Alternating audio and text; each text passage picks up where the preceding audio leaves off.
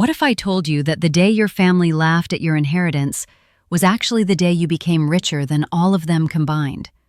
I'm April, and I'm 26 years old. At my grandfather's funeral, while my family divided up millions like hungry vultures, I got handed a simple envelope. They laughed. They mocked me. They thought I was the family joke. They had no idea that envelope contained the secret to $347 million. But I'm getting ahead of myself. Let me take you back to where it all began. The mahogany-paneled office felt suffocating. Every breath I took seemed to echo with the weight of expectation and old money. This was Morrison & Associates, the most prestigious law firm in downtown Manhattan, where my grandfather Robert Thompson's will was about to be read. I looked around the room at the people I called family. My mother, Linda, sat perfectly poised in her black Chanel suit, a designer tissue pressed delicately against her dry eyes. Not a single tear had fallen, but the performance was impeccable. My father, David, couldn't stop checking his Rolex. Every few seconds, his eyes would dart to that gold watch, already calculating, already spending money that wasn't yet his. My older brother, Marcus, sprawled in his leather chair like he owned the entire building. At 29, he'd never worked a real day in his life, coasting on grandfather's name and our family's reputation. And then there was my cousin Jennifer, whispering frantically to her husband, her calculator app probably already open on her phone beneath the table. Mr. Morrison cleared his throat. He was grandfather's attorney for over 40 years, a man who'd seen our family at its best and worst. His silver hair was perfectly combed, his suit immaculate, but I noticed something in his eyes when he looked at me. Was it pity? Sympathy? I couldn't quite read it. We'll now proceed with the reading of Robert Thompson's last will and testament, he announced formally. The room fell silent. You could hear the antique clock ticking on the wall, each second stretching into eternity. To my son, David Thompson, Mr. Morrison began, his voice steady and professional, I leave the family shipping business and all associated assets. My father's face transformed. It was like watching the sun rise on Christmas morning. His eyes lit up, his lips curved into a smile he couldn't quite hide behind his hand. The Thompson Shipping Company wasn't just any business, it was an empire. $30 million easily, maybe more. To my daughter-in-law, Linda Thompson, I bequeath the family estate in Napa Valley, including all furnishings, artwork, and wine collection. My mother's eternally composed face finally cracked into a genuine smile. The Napa estate was legendary in our family. 15 acres of prime vineyard land, a mansion that had been featured in Architectural Digest, and a wine cellar worth millions on its own. $25 million, minimum. To my grandson, Marcus Thompson, I leave my collection of vintage automobiles and the penthouse apartment in Manhattan. Marcus actually pumped his fist under the table. I saw it. The vintage car collection included a 1962 Ferrari, a classic Rolls-Royce, and at least a dozen other automobiles that belonged in museums. The Manhattan penthouse alone was worth $8 million. The cars? Priceless to collectors. To my granddaughter, Jennifer Davis, I leave my yacht, the Isabella, and the vacation home in Martha's Vineyard. Jennifer squeezed her husband's hands so hard her knuckles turned white. She was triumphant, victorious. The Isabella was a 100-foot luxury yacht, and the Martha's Vineyard property was oceanfront perfection. Then silence. Mr. Morrison's eyes found mine across the polished conference table. Every head in the room turned to look at me. The weight of their stares pressed against my skin like physical force. My heart was hammering so hard I thought everyone could hear it. This was it. This was my moment. Grandfather and I had always been close. While everyone else saw him as a wallet, as an ATM machine for their dreams, I'd actually spent time with him. Real time. Every summer of my childhood I'd stayed at his estate, learning chess, listening to his stories, sailing with him off the coast. He'd built an empire from absolutely nothing, and he told me every detail of that journey. Surely, I thought, surely he'd left me something significant. To my granddaughter, April Thompson, Mr. Morrison continued, and I held my breath. I leave this envelope. He held up a simple white envelope. That's it, an envelope. The room erupted. It wasn't polite laughter. It wasn't uncomfortable chuckling. It was full-on, barely contained hilarity. My mother actually laughed out loud, then quickly covered her mouth, trying to maintain some semblance of decorum. She reached over and patted my knee in the most condescending gesture I'd ever experienced. "Well, honey," she said, her voice dripping with false sweetness. "I'm sure there's something meaningful inside, maybe a nice letter?" But I could see the truth in their eyes. Every single one of them thought this was hilarious. Poor April, the granddaughter who'd spent 15 summers helping grandfather with his business ventures, the one who'd listened to his stories about Monaco and Las Vegas and building empires, the one who'd been his chess partner since I was 11 years old. I'd been left with an envelope, while everyone else got millions. "Boa sorte a ti, minha neta," my mother said, butchering Portuguese pronunciations so badly it was almost painful. She was trying to sound cultured, worldly, sophisticated. Instead, she just sounded ridiculous.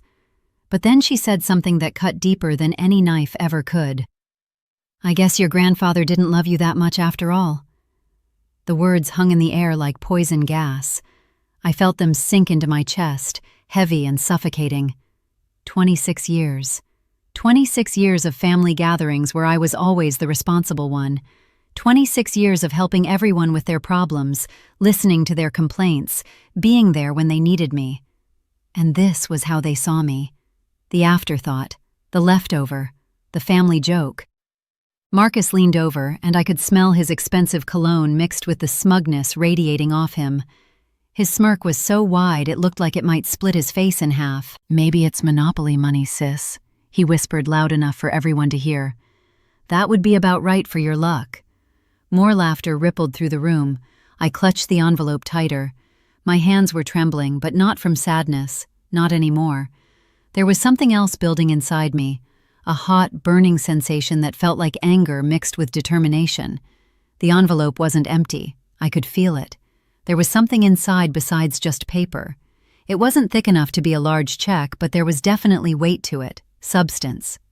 "Don't look so sad, April," Jennifer's voice cut through from across the room. She was practically glowing with satisfaction, already imagining herself on that yacht, already planning parties at the Martha's Vineyard house. "I'm sure Grandpa left you something appropriate for your station." The way she said station made it crystal clear what she thought of me. I was below them, beneath them, the poor relation who taught third grade for $45,000 a year, while they lived in penthouses and drove luxury cars. I stood up so abruptly that my leather chair made a loud creaking sound that echoed through the office. "If you'll excuse me," I said, my voice surprisingly steady, "I need some air." Their laughter followed me like a shadow. Even as I walked down the hallway, past the expensive artwork and the photos of Morrison's successful cases, I could hear them. Mom's voice carried the farthest. "She's always been so dramatic. Robert probably left her a nice little keepsake or maybe some advice about finding a husband. God knows she needs help in that department." More laughter. The elevator couldn't come fast enough. When the doors finally opened, I stepped inside and jabbed the button for the ground floor with more force than necessary. Alone in the elevator, I caught my reflection in the polished steel doors. Brown hair pulled back in a simple bun, a black dress from Target that I'd bought on sale. Minimal makeup because I'd never learned how to do those elaborate looks my mother and Jennifer wore like armor. I looked exactly like what they thought I was, ordinary. But grandfather had never treated me like I was ordinary. My hands were still shaking as I carefully opened the envelope. The paper was thick, expensive, the kind of stationery that cost more than my monthly groceries. Inside, I found a first-class plane ticket. Air France to Nice Côte d'Azur Airport, with a connecting car service to Monaco. The date was set for next week, first class. I'd never even sat in business class before, and there was a note, written in grandfather's distinctive handwriting, that elegant script he'd learned in boarding school 70 years ago. "Trust activated on your 26th birthday, sweetheart. Time to claim what's always been yours." My 26th birthday had been last week, right before grandfather passed away. He'd called me that day, his voice weak but clear. "Happy birthday, my dear April," he'd said. "Big things are coming for you. Trust me." I thought he was just being sentimental, that the medication was making him philosophical, but there was more in the envelope. I pulled out a business card, heavy cardstock with raised lettering, the kind of business card that cost $50 apiece to print. Prince Alexander de Monaco, private secretary. The lettering was gold, elegant, understated but screaming wealth and power.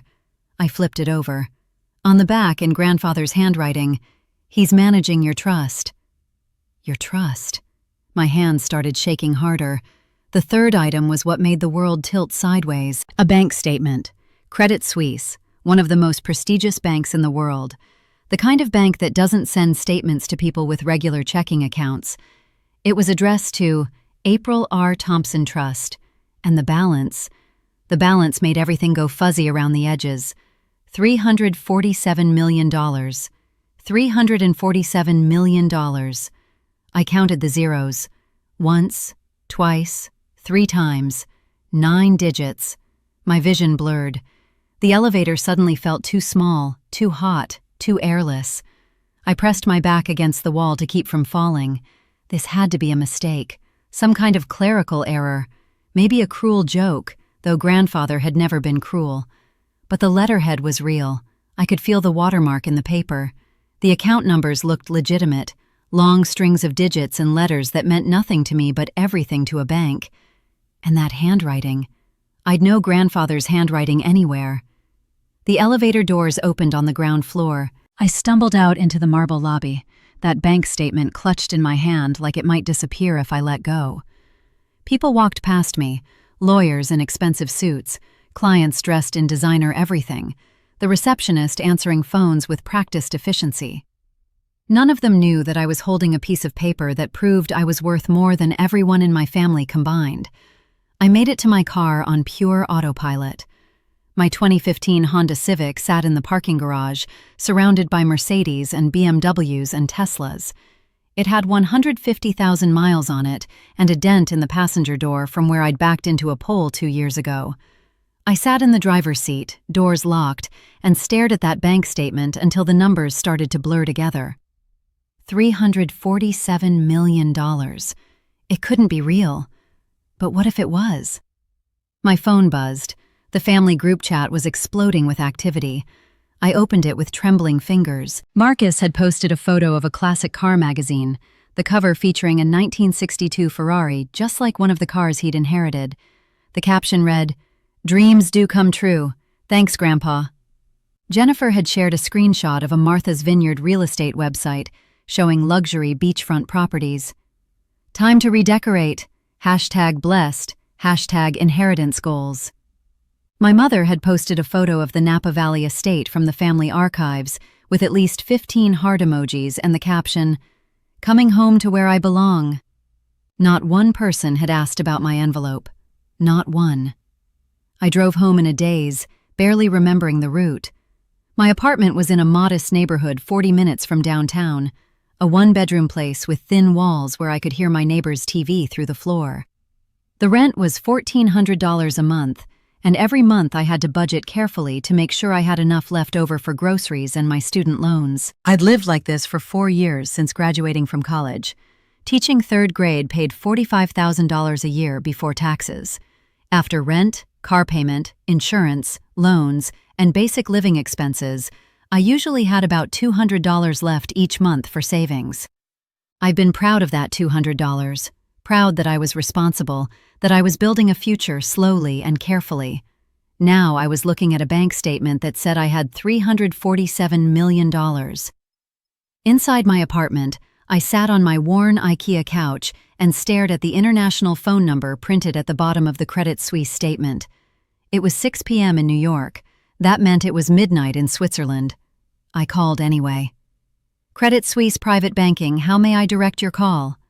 The voice was professional, polished, with a slight Swiss accent. I need to verify an account," I said, my voice barely above a whisper. "Of course. I'll transfer you to account verification." Classical music played while I waited. My heart was beating so hard I could feel it in my throat. "Account verification, this is Henrik speaking. How may I assist you?" "I received a bank statement," I began, then stopped. How did you even explain this? "For an account I didn't know existed. I need to confirm if it's real." I understand. May I have the account number, please? I read off the long string of numbers and letters with shaking hands. One moment, please. The silence stretched for what felt like hours but was probably only 30 seconds. And may I have your full legal name and date of birth for verification? April Rose Thompson, born March 15, 2000. Thank you. And your grandfather's full name? Robert James Thompson. More typing, more silence. Miss Thompson, I'm going to transfer you to Senior Account Management. Please hold. My stomach dropped. That didn't sound good. That sounded like they were about to tell me this was all a massive mistake. More classical music. I was actually starting to hate Vivaldi. Miss Thompson, this is Patricia Vandermeer, Senior Account Manager. I apologize for the wait. Her voice was warm, professional, with perfect English that carried just a hint of a European accent. Is the account real? I blurted out, unable to contain myself any longer. Yes, Miss Thompson, your trust is very much real. It was established when you were 16 years old and has been professionally managed for the past decade. The room spun. I had to close my eyes and press my free hand against the couch cushion to steady myself. I never signed anything, I whispered. Your grandfather established it as the settler. As a minor, your consent wasn't required. The trust has been generating returns and reinvesting profits from various international business holdings for 10 years. Business holdings. That phrase hit me like ice water. Suddenly, I was 11 years old again, sitting across a chessboard from grandfather in his study. He'd move a piece, then pause and ask me questions. April, if you owned a hotel in Monaco, how would you ensure customer loyalty? If you had to choose between investing in real estate or the stock market during uncertain times, what would you do and why? What makes a business sustainable for generations instead of just profitable for years? I'd thought we were just talking, just playing chess and having philosophical conversations. He'd been teaching me, testing me, preparing me. What kind of business holdings? I asked Patricia, my voice stronger now. I'm not authorized to discuss specific portfolio details over the phone, Miss Thompson. However, Prince Alexander has been fully briefed and is prepared to provide comprehensive information about your assets when you arrive in Monaco. Prince Alexander is real? Very much so. He's been managing your Monaco holdings personally for the past 7 years. Your grandfather trusted him implicitly. After I hung up, I sat in the darkness of my apartment for a long time. The family group chat continued to buzz with excitement. Photos, plans, celebrations. Nobody had noticed I hadn't posted anything. Nobody had asked. I looked around my small apartment, the thrift store coffee table, the second-hand bookshelf, the clearance rack curtains I'd been so proud to find on sale. This was my life. Small, careful, modest. But apparently it had all been temporary. Apparently, I'd been secretly wealthy for 10 years and never knew it. The question was, what was I going to do about it? I didn't sleep that night. How could I? Every time I closed my eyes, I saw numbers. 9 digits. $347 million. It played on repeat in my mind like a broken record. By the time the sun came up, I'd made a decision. I wasn't going to tell anyone. Not yet. Not until I knew exactly what I was dealing with. I called in sick to work, something I almost never did. My principal, Mrs. Henderson, sounded concerned. April, you never take sick days. Are you okay? Just a stomach bug, I lied. I should be fine by tomorrow. The truth was, I needed time to think, time to research, time to understand what my grandfather had done. I spent the entire day on my laptop, diving deep into the world I was apparently part of now. Prince Alexander de Monaco was real, very real. He appeared in financial publications, always photographed at exclusive events, always described as managing billions in international investments for high-net-worth families. High-net-worth families. I was apparently one of those families now. I found photos of him, tall, distinguished, probably in his 50s, with silver hair and the kind of presence that commanded respect. He'd been photographed with prime ministers, CEOs, members of actual royal families, and he'd been managing my money for 7 years. The Monaco angle made sense now, too. All those stories grandfather used to tell me about Monaco and Las Vegas, about building casinos and hotels, about understanding what wealthy people wanted, they hadn't been just stories. He'd actually done it. He'd built an empire I knew nothing about. My phone rang at 10 a.m. Mom. I almost didn't answer, but old habits die hard. April, sweetie, your father and I want to take you to breakfast. We're worried about you after yesterday. Worried. Right. I'm not feeling well, Mom. I called in sick. Oh, honey, you're not upset about the will, are you? Her voice dripped with false sympathy. You have to understand, your grandfather had to be practical about these things. He gave the major assets to the people who could actually manage them. The implication was clear. I wasn't capable of managing anything significant. I understand, Mom. Good, because your father and I were thinking, we could help you, you know.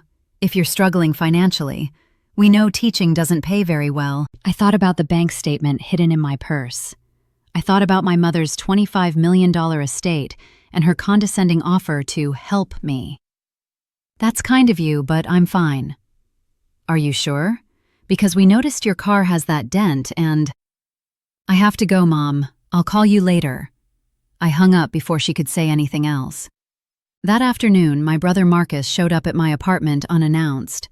I saw his brand new BMW parked in visitor parking. He must have bought it that morning with his inheritance money. Hey, sis, he said when I opened the door, his trademark smirk firmly in place. Just wanted to check on you. Make sure you're not too devastated about the will. I'm fine, Marcus. Come on, you can tell me. It must have stung, right? Getting basically nothing while the rest of us made out like bandits? He was enjoying this, actually enjoying my supposed humiliation. Grandpa left me what he wanted to leave me, I said carefully. Yeah, an envelope, he laughed. What was in it anyway? A heartfelt letter? Some old photos? Please tell me it was at least something sentimental. A plane ticket to Monaco. His eyebrows shot up. Monaco? Seriously? What are you going to do in Monaco? You can't afford to even eat at the restaurants there on a teacher's salary. The ticket is first class. It's all paid for. Marcus leaned against my doorframe, still smirking. Okay, so you get a free trip.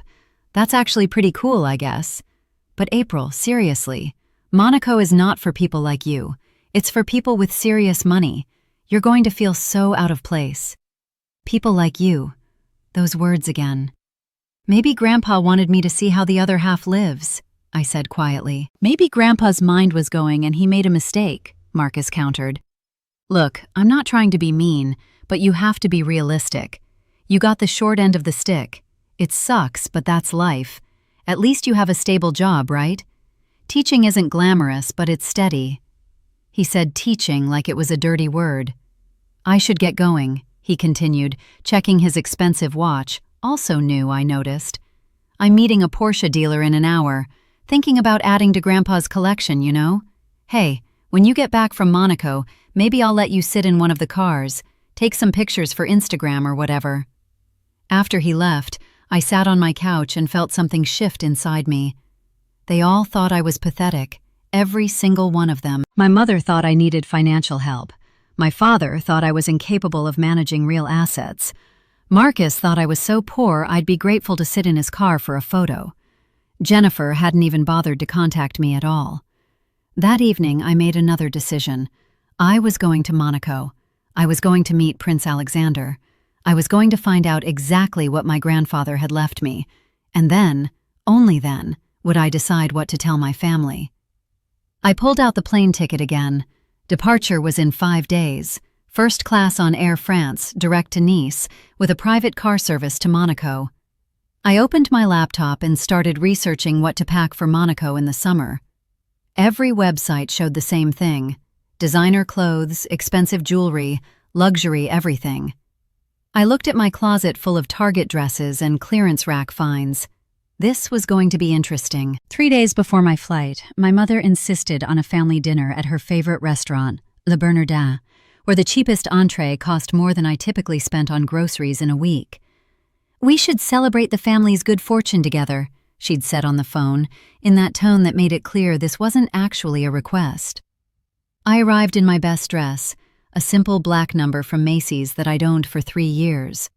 The moment I walked into the restaurant, I felt underdressed. My mother wore Valentino, Jennifer was draped in Gucci, even Marcus had on a custom-tailored suit that probably cost more than my monthly salary. "April!" Mom air-kissed both my cheeks, her perfume overwhelming. "So glad you could make it. We ordered champagne, Dom Perignon, obviously." Obviously. We were seated at the best table in the house. Dad immediately started talking about the shipping business, how he was already planning expansions, new routes, strategic acquisitions. "Robert built something incredible," he said, swirling his champagne. "But he was old school. It's time to modernize, streamline, really maximize profits." "The Napa estate needs work too," Mom chimed in. "The decor is so dated. I'm thinking of hiring that designer from Architectural Digest. Complete renovation." Jennifer and her husband were discussing the yacht. "We're renaming her," Jennifer announced. "Isabella is pretty, but it's Robert's name choice.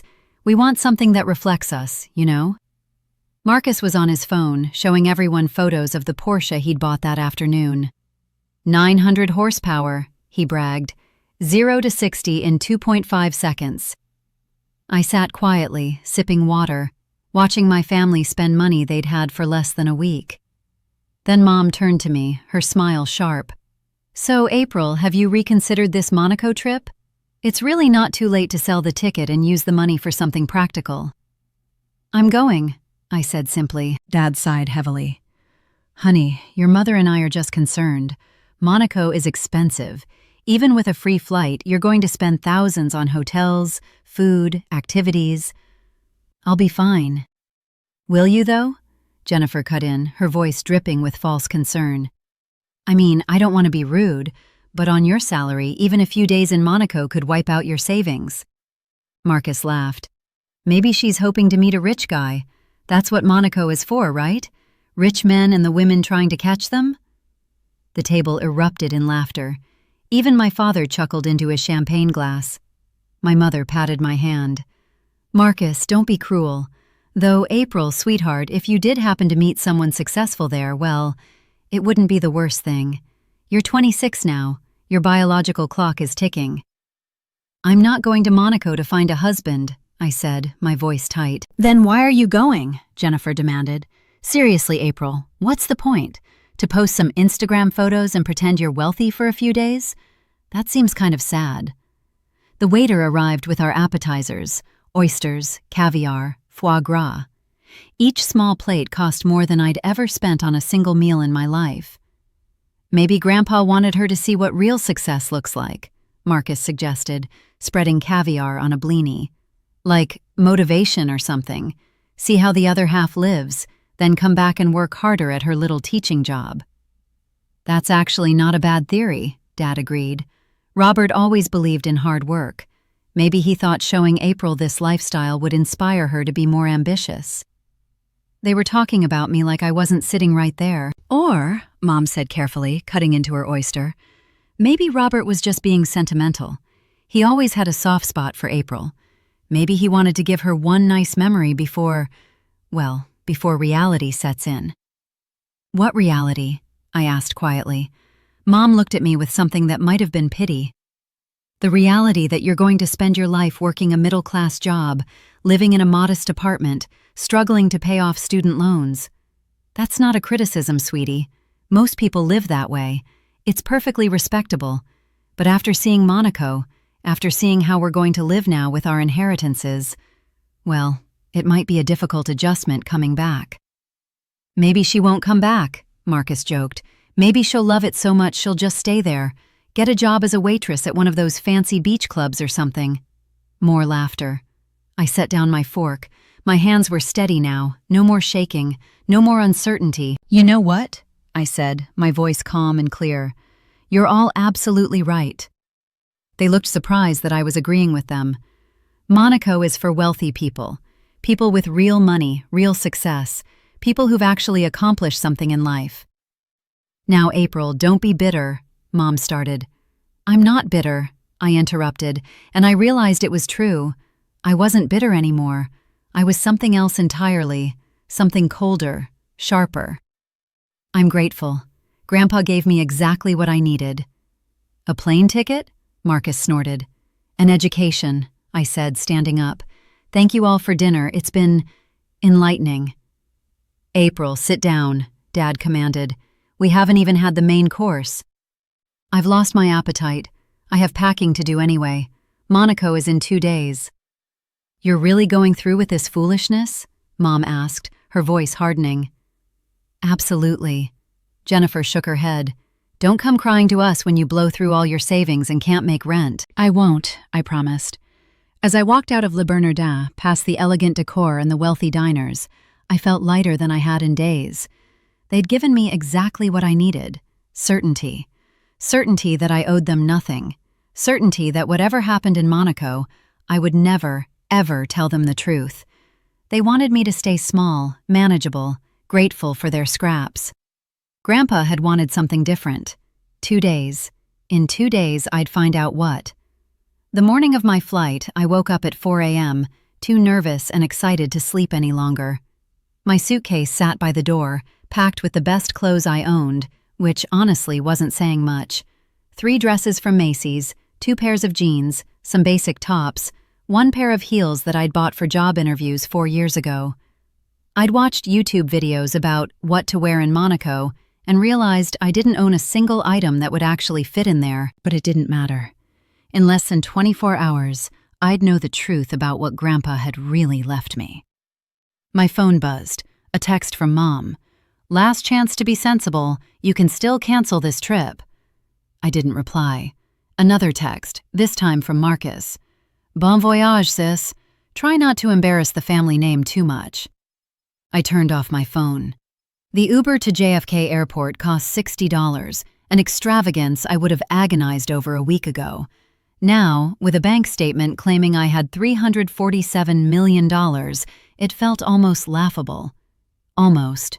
Because I still didn't quite believe it was real. At the airport, I checked in at the Air France first-class counter. The agent looked at my ticket, then at me, then back at the ticket with barely concealed surprise. Miss Thompson, welcome, she said professionally, though I caught the slight raise of her eyebrows. Your flight to Nice departs at 9:30 a.m.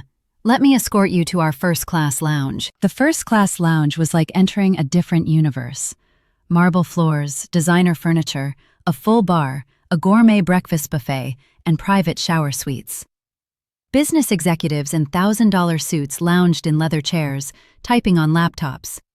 A few couples sipped champagne even though it was barely 7 a.m. I felt like an imposter in my Target jeans and carry-on luggage.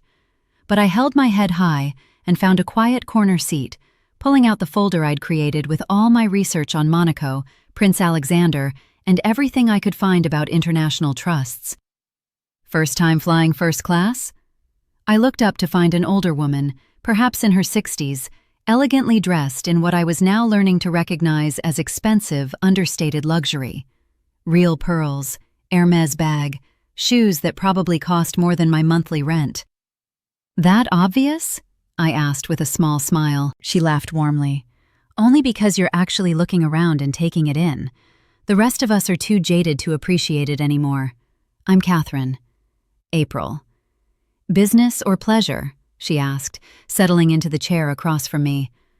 I'm not entirely sure yet, I admitted. Maybe both? Catherine's eyes sparkled with curiosity. How intriguing. Where are you headed? Monaco. Ah, beautiful principality. I have friends there. Are you staying long? I don't know, I said honestly. I'm meeting with someone about a family matter. She nodded knowingly, not pressing further. Monaco has a way of surprising people. It's smaller than you'd expect, but more magnificent than you can imagine. My advice? Don't try too hard to fit in. The people worth knowing won't care about your clothes or your luggage. They'll care about who you are. Her words settled something in my chest. When they called for first-class boarding, Catherine winked at me. Enjoy the flight, dear. Something tells me you're about to have quite an adventure. The first-class cabin was unlike anything I'd experienced. My seat was actually a private suite with a door, a fully flat bed, a personal entertainment screen, and enough space to actually move around. The flight attendant, Margot, according to her name tag, greeted me with genuine warmth. "Welcome aboard, Miss Thompson. May I bring you some champagne before takeoff?" "Just water, please," I said, my voice a little shaky. "Of course, and I have a message for you from the captain. He wanted to ensure you knew that your connecting car service in Nice has been confirmed. They'll meet you at the gate with a sign." My grandfather had arranged all of this, every detail. As the plane taxied down the runway, I looked out the window at New York disappearing below me. Somewhere down there, my family was continuing their lives, spending their inheritances, probably not thinking about me at all. They had no idea what was waiting for me in Monaco. Hell, I had no idea what was waiting for me in Monaco. The flight was 11 hours. Margot brought me a menu that read like a Michelin star restaurant: lobster, filet mignon, fresh pastries, artisanal cheeses. I ordered modestly, still unable to shake the feeling that I didn't belong here. But as the hours passed and I watched movies on my private screen, tried the lie-flat bed, and accepted a warm cookie with coffee, something started to shift. Maybe I did belong here. Maybe Grandpa had always known I belonged here. I pulled out the bank statement again, studying it in the dim cabin light. The numbers hadn't changed. $347 million. April R. Thompson Trust. The middle initial stood for Rose, my grandmother's name. She died when I was 6, but I remembered her. Elegant, kind, whip-smart. Grandpa had loved her desperately. Had he named the trust after both of us? His wife and the granddaughter who reminded him of her. As we flew over the Atlantic, somewhere between two worlds, I made a decision. Whatever I found in Monaco, whatever this trust really meant, I was going to honor it. Honor Grandpa's faith in me. Honor the legacy he'd apparently been building for me since I was 16 years old. I was done being small, done being the family afterthought, done apologizing for existing. When I landed in Nice, I would become whoever Grandpa had believed I could be. The question was, who was that? In less than 3 hours, I'd start finding out.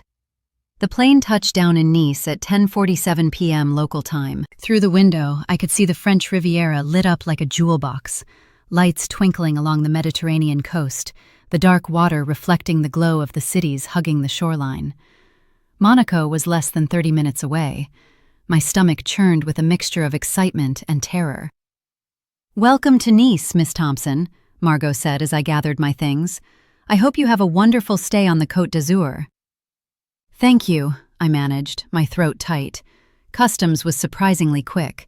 The officer barely glanced at my passport before stamping it and waving me through with a polite, "Bienvenue en France." I wheeled my modest suitcase through the arrivals terminal, feeling completely out of place among the designer luggage and wealthy travelers around me. Women in stilettos and fur stoles despite the summer heat, men in perfectly tailored suits checking their phones.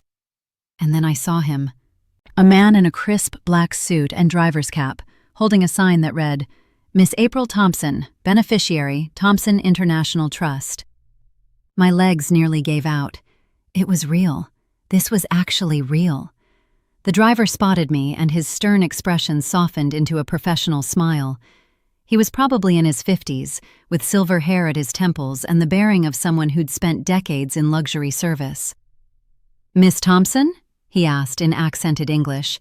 "I am Laurent. Welcome to France." "Thank you," I whispered. He took my suitcase, looking momentarily surprised by how light it was, and gestured toward the exit. "Please, this way. The car is just outside." The car wasn't just a car. It was a pristine black Mercedes S-Class, the kind I'd only ever seen in movies or driving past me on highways. The interior smelled of expensive leather and subtle cologne. Laurent loaded my bag into the trunk and opened the rear door for me. "The drive to Monaco will take approximately 35 minutes. There is water and refreshments in the console if you need anything." As we pulled out of the airport and onto the coastal highway, Laurent made polite conversation. "Is this your first visit to the Principality, Miss Thompson?" "Yes," I said, my eyes glued to the window. The Mediterranean stretched out to our right, moonlight dancing on the gentle waves. To our left, the mountains rose dramatically, dotted with villages and villas clinging to the hillsides. It was breathtakingly beautiful. "His Serene Highness is looking forward to meeting you," Laurent continued. "He has been managing your trust's Monaco holdings personally for several years." Monaco holdings, plural. "Can you tell me anything about them?" I asked, my voice barely audible. Laurent glanced at me in the rearview mirror. "I am not authorized to discuss the specifics, Miss Thompson. However, I can tell you that your grandfather was a very wise and strategic man. What he built for you is remarkable." We drove in silence for a while, winding along the coast. I watched the towns pass by, Villefranche-sur-Mer, Beaulieu-sur-Mer, each one more picturesque than the last. And then Monaco appeared. It announced itself gradually. First, the harbor came into view, and my breath caught in my throat. The port was packed with yachts, not just boats but floating palaces, vessels that were 3, 4, 5 stories tall, gleaming white under the harbor lights, worth tens or hundreds of millions of dollars each. "That is Port Hercules," Laurent explained, "one of the most exclusive marinas in the world." We climbed higher, and suddenly the entire principality spread out below us like a fairy tale. The famous Monte Carlo casino, its Belle Époque facade illuminated and magnificent, high-rise buildings that somehow managed to look elegant rather than imposing, streets lined with Ferraris and Lamborghinis, and cars I couldn't even identify. And everywhere, there was money. Real, undeniable, overwhelming wealth.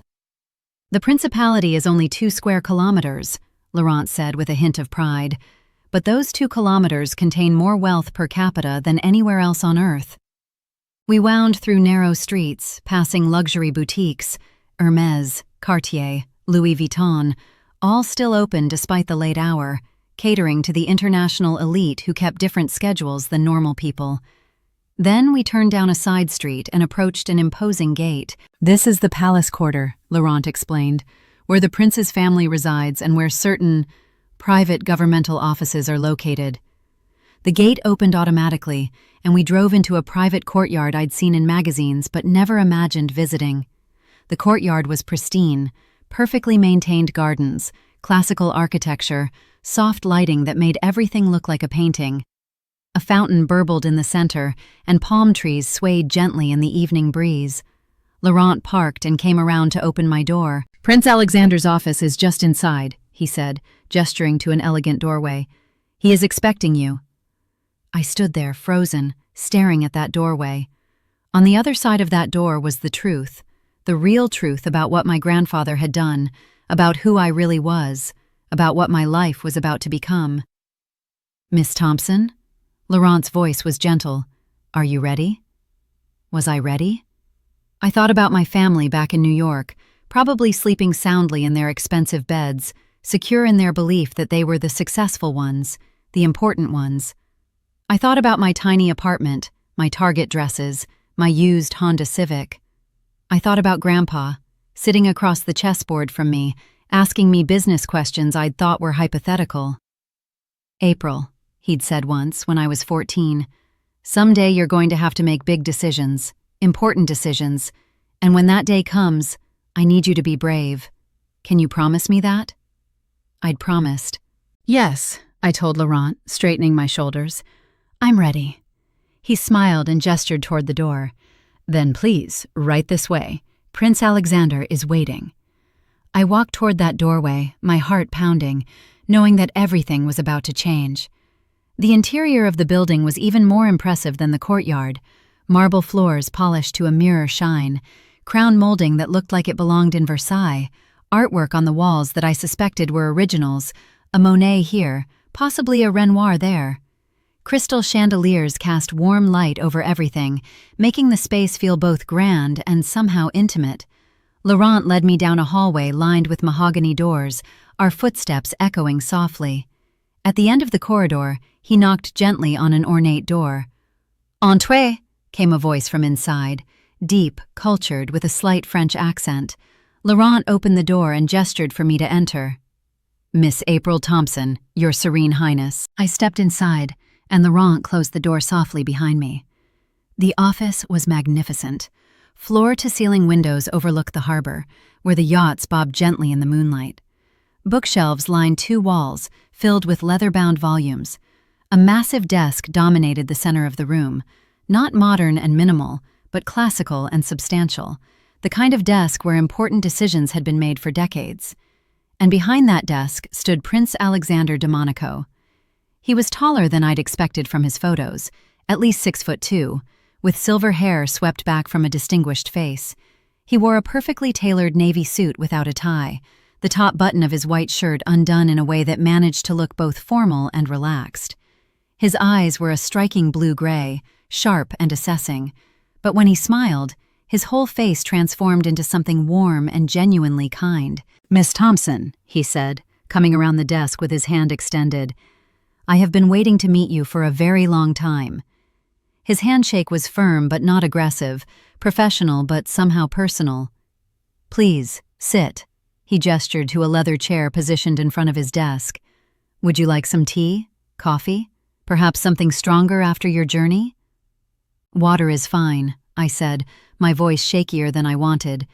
He poured water from a crystal decanter into a glass and handed it to me before settling into his own chair. For a moment, he just looked at me, his expression unreadable. "You look like him," he finally said. "Your grandfather. You have his eyes. Did anyone ever tell you that?" "He did," I whispered, "all the time." Prince Alexander nodded slowly. "Robert was one of the finest men I have ever known, brilliant, strategic, but more than that, he understood people. He understood what truly matters in life, and he loved you very, very much." My eyes burned with tears I refused to let fall. "He talked about you constantly," the prince continued. "April did this, April said that. April has such instincts for business. April thinks 3 moves ahead, just like me. He was extraordinarily proud of you." "Then why—" I stopped, swallowing hard. "Why did he leave me an envelope while everyone else got millions?" Prince Alexander's smile turned almost mischievous. "Because everyone else got millions. You got something far more valuable." He stood and walked to a wall safe hidden behind a painting, a Cézanne I now noticed. He input a code and the safe clicked open. From inside, he withdrew a leather portfolio embossed with gold lettering, "Thompson International Trust, Confidential." He placed it on the desk between us. "Before we begin," he said, settling back into his chair, "I need to ask you something. Have you told anyone about the bank statement? Your family, friends, anyone?" "No one," I said. "Good." His expression turned serious. "What I'm about to share with you is highly confidential. Your grandfather was very specific about maintaining privacy, especially from certain family members. Do you understand?" I nodded, my heart racing. Prince Alexander opened the portfolio and pulled out a document. "Let's start with the basics. The April R. Thompson Trust was established on March 15, 2016, your 16th birthday. Your grandfather funded it with an initial investment of $50 million. $50 million when I was 16. Over the past 10 years, he continued, through strategic investments, careful management, and the profits generated by the businesses your grandfather established, that trust has grown to its current value of $347 million. He slid a document across to me. It was a detailed portfolio breakdown, and the numbers made my head spin. Your holdings include 35% ownership in the Hôtel de Paris Monte Carlo, one of the most prestigious hotels in Europe, 20% ownership in the Casino de Monte Carlo, 40% ownership in 3 boutique hotels in Monaco, Nice, and Cannes, full ownership of a private villa here in Monaco, valued at approximately $28 million, and various stock portfolios, bonds, and liquid assets totaling another $89 million. I couldn't breathe. The room felt like it was tilting. Your grandfather, Prince Alexander said gently, spent 30 years building an empire separate from his American businesses. He built it quietly, carefully, and specifically for you. Every chess game you played, every business question he asked you, he was teaching you, preparing you to manage this. But why? I finally managed to ask. Why me and not Marcus or Jennifer or— Because they wanted his money, Prince Alexander interrupted. You wanted his time. They saw dollar signs. You saw a person. And more importantly, you have what they lack: his mind, his instincts, his character. He pulled out another document, this one older, yellowed slightly with age. It was a letter in my grandfather's handwriting. He wrote this the day he established the trust, Prince Alexander said. He wanted you to read it when you arrived here. With trembling hands, I took the letter and began to read. My dearest April, if you're reading this, it means you've discovered the truth. You've also probably endured humiliation from your family, who believe you received nothing while they received everything. Let them believe it. Money reveals character, sweetheart, and I needed to see their true colors one final time. I needed you to see it too. Everything I built in Europe, I built for you. Not because you asked for it, but because you earned it. Every summer you spent with me, every conversation we had, every chess game where you thought 3 moves ahead, you were proving that you're the only one worthy of this legacy. The others will spend their inheritances.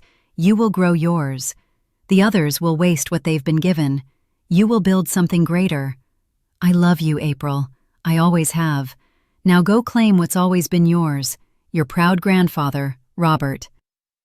I finished reading through tears that I could no longer control. Prince Alexander handed me a handkerchief. Take your time, he said softly. I sat in that leather chair, clutching my grandfather's letter, and cried. Not delicate, pretty tears, real, gut-wrenching sobs that came from somewhere deep inside me.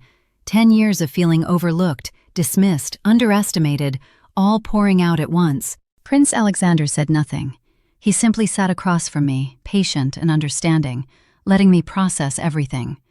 When I finally managed to compose myself, wiping my eyes with his expensive handkerchief, he smiled gently. Better?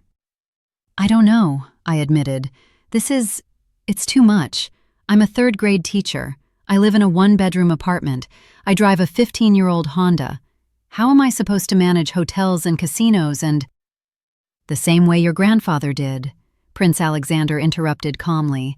One decision at a time, and you won't be doing it alone. That's why I'm here. He stood and walked to the windows overlooking the harbor.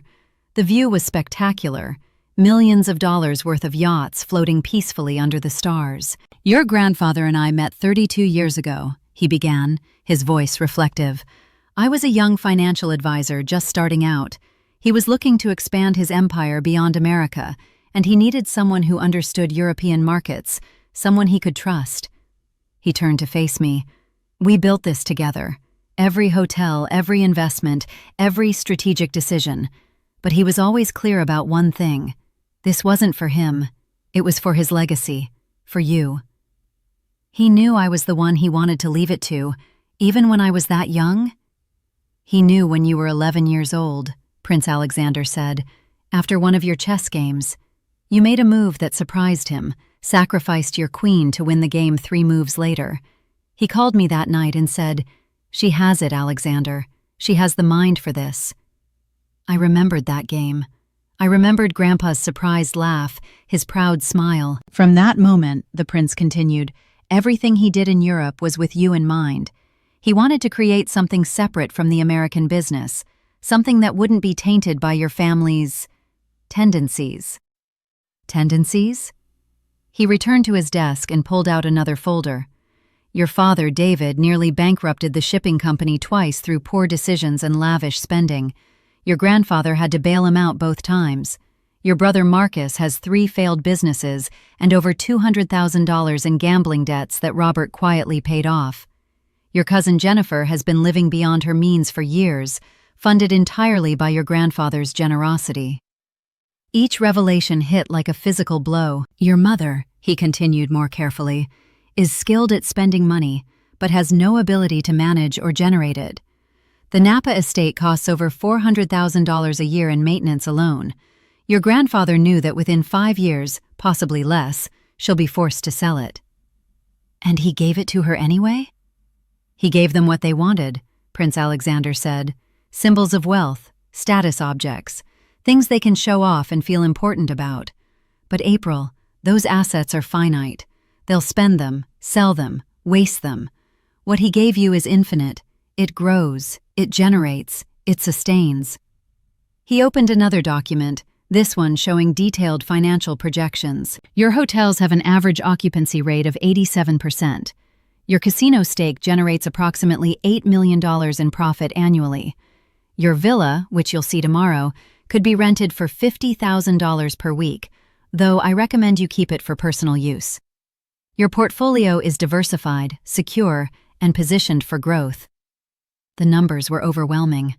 I stared at them, trying to make them feel real. "What do I do now?" I asked quietly. "I have a life back in New York. I have students, a job, responsibilities." "Do you love teaching?" The question caught me off guard. Yes, I do. The kids are amazing, and making a difference in their lives matters to me." Prince Alexander nodded approvingly. "Then keep teaching. Your grandfather would have wanted that. This wealth isn't meant to change who you are, April. It's meant to give you freedom to be more fully yourself." He pulled out yet another document. "However, there are some decisions you'll need to make. As the primary beneficiary and now the active trustee, you have control over your assets. You can be as involved or as hands-off as you'd like. I can continue managing the day-to-day operations, but major decisions, acquisitions, sales, significant investments, those require your approval." "I don't know anything about running hotels or casinos." "Your grandfather didn't either when he started," the prince said with a slight smile. "But he learned, and so will you. I'm proposing that you spend time here, perhaps school breaks and summers, learning the business. Meet the management teams, tour the properties, understand how everything works. Then, when you're ready, you can decide how active you want to be." It made sense. It was logical, manageable, not completely terrifying. "And my family?" I asked. "What do I tell them?" Prince Alexander's expression hardened slightly. "That is entirely your decision. However, your grandfather was very clear in his instructions.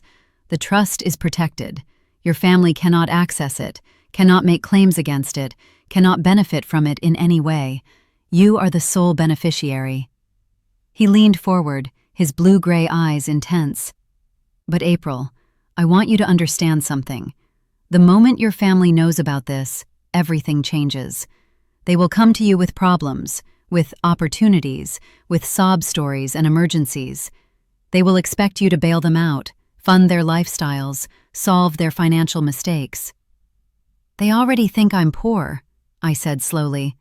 "They think I got nothing." "Exactly. And for now, that's actually your greatest advantage." He paused. "Your grandfather suggested you maintain that illusion for at least a year. Let them spend their inheritances, let them make their mistakes, watch who they truly are when they think you have nothing to offer them." The idea was both cruel and brilliant. 1 year, I repeated. 1 year to learn your business, understand your power, and become the person capable of wielding this responsibly. I looked down at the portfolio in front of me, at my grandfather's letter, at the proof that I was worth $347 million. "Okay," I said, my voice stronger now. "Where do we start?" Prince Alexander smiled. "Tomorrow morning, we tour your empire." I spent the night in what Prince Alexander called your villa, though calling it a villa felt like calling the ocean a puddle. Laurent drove me there after the meeting ended near midnight. We wound through Monaco's narrow streets, climbing higher until we reached a gated property in the Jardin Exotique neighborhood. The gate opened automatically, and we drove up a private driveway lined with perfectly manicured gardens. And then I saw it. My home. It was a 3-story Mediterranean masterpiece, white stone with terracotta roof tiles, floor-to-ceiling windows, and balconies overlooking the entire principality. The view was impossible. The harbor below, the casino district glittering with lights, the Mediterranean stretching to the horizon. $28 million, I whispered, remembering what Prince Alexander had said. Laurent smiled. "Your grandfather purchased it 15 years ago for $8 million. He renovated it extensively. Everything inside is exactly as he designed it." A housekeeper named Marie greeted us at the door. A kind-faced woman in her 50s, who spoke broken English with a heavy French accent. "Mademoiselle Thompson, welcome, welcome. I prepare everything for you. Your grandfather, he tell me years ago, someday my April will come. And now you are here." The interior was breathtaking. Marble floors, soaring ceilings, contemporary furniture mixed with classical art. A chef's kitchen that looked like it belonged in a magazine. A living room with windows that slid open completely to blur the line between indoor and outdoor space. Marie showed me to the master suite on the 3rd floor. The bedroom alone was larger than my entire New York apartment. A king-sized bed faced floor-to-ceiling windows with that impossible view. The bathroom had a soaking tub, a rain shower, and enough marble to build a small palace. "You need anything, you call me, oui?" Marie said, showing me the intercom system. "I live in guest house. I make breakfast at 8 o'clock?" "That's perfect. Thank you, Marie." After she left, I stood on the master balcony in the warm night air, looking out at my city. My city. I owned pieces of it. Hotels, a casino, businesses I hadn't even learned about yet. This villa worth more than most people made in 10 lifetimes. I pulled out my phone. It was 1 a.m. in Monaco, which meant 7 p.m. in New York. The family group chat had 17 new messages. Marcus had posted photos of himself with his new Porsche, posing dramatically. "Living the dream! Thanks again, Grandpa!" Jennifer had shared pictures of the Martha's Vineyard house, already making renovation plans. "Thinking of knocking out this wall for a more open concept. What do you guys think?" Mom had posted a photo of herself at the Napa estate, wineglass in hand. "Home sweet home. This is where I was always meant to be. Heart." Not one person had asked how my flight went. Not one person had asked if I'd arrived safely in Monaco. I turned off my phone without responding. Sleep should have been impossible, but the moment my head hit those Egyptian cotton pillows, I was out. I woke to sunlight streaming through the windows and the smell of fresh coffee and baking bread. For a moment, I forgot where I was. Then it all came rushing back. The will, the envelope, the $347 million, Prince Alexander, everything. I sat up in bed and looked around the master suite in daylight. Everything was even more beautiful than I'd realized. The art on the walls was museum quality. The view was somehow even more spectacular with the Mediterranean's sparkling blue-green in the morning sun. My phone showed 7:47 a.m. I showered in that ridiculous marble bathroom, using toiletries that Marie had stocked. Hermès shower gel, La Mer moisturizer, products that cost more than my monthly grocery budget back home. I dressed in the best outfit I'd brought, a simple navy dress from Macy's and my interview heels. Looking at myself in the full-length mirror, I still looked like April, the 3rd-grade teacher, not April, the secret multimillionaire. Downstairs, Marie had prepared a breakfast spread that belonged in a 5-star hotel. Fresh croissants, fruit, yogurt, cheeses, coffee that smelled like heaven. You eat, Marie insisted, hovering with grandmotherly concern. "You are too thin. Your grandfather, he always say, 'My April works too hard, doesn't take care of herself.'" I sat at the breakfast table, which seated 12, and ate croissants while staring at the view. It felt surreal. 24 hours ago, I'd been in my tiny New York apartment, eating cereal for dinner. At exactly 8:30, the gate intercom buzzed. "Mademoiselle Thompson?" It was Laurent's voice. "His Serene Highness is here to collect you for your tour." My stomach flipped. This was real. This was actually happening. Prince Alexander was waiting by the Mercedes, looking impeccable in a light gray suit perfectly tailored to his tall frame. He smiled when he saw me. "Good morning, April. I hope you slept well?" "Better than I have in years," I admitted. "Excellent. Today, you meet your empire." He gestured to the car. "First stop, the Hôtel de Paris Monte Carlo. You own 35% of it, and I want you to meet the general manager who's been running it exceptionally well."